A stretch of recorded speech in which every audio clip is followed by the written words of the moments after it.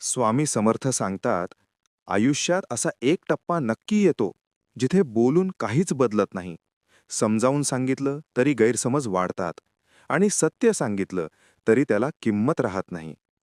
त्यावेळी शांत राहणं खूप कठीण वाटतं, कारण शांततेला लोक कमकुवतपणाचं नाव देतात. पण स्वामी समर्थ म्हणतात, शांतता ही कमजोरी नाही, ती आत्मसंयमाची परीक्षा आहे. प्रत्येक वेळी उत्तर देणं गरजेचं नसतं. प्रत्येक वेळी स्वतःला सिद्ध करणं तुमचं कर्तव्य नाही. कारण ज्यांना समजून घ्यायचंच नाही, त्यांना शब्द कधीच पुरे पडत नाहीत.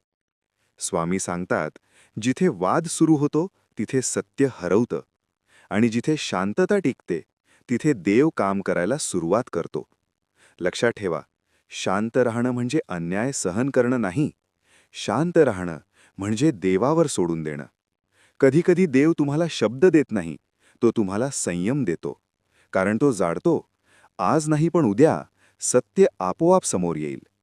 जग पटकन निकाल लावतो, पण देव कधीही घाई करत नाही. तो पाहतो तुम्ही काय बोलत नाहीत हेही तो ऐकतो. ज्या रात्री तुम्ही कोणालाच उत्तर देत नाहीत, त्या रात्री देव तुमच्या शांततेची नोंद घेत असतो. म्हणूनच शांत रहा, स्वतःशी प्रामाणिक रहा आणि लक्षात ठेवा, देव तुमच्या बाजूने असेल तर जगाचं मत कधीच शेवटचं नसतं. जर हा संदेश तुमच्या मनात खोलवर उतरला असेल तर कमेंटमध्ये जय स्वामी समर्थ नक्की लिहा. हा व्हिडिओ त्या व्यक्तीपर्यंत शेअर करा जिला आज शब्दांची नाही तर शांततेची गरज आहे.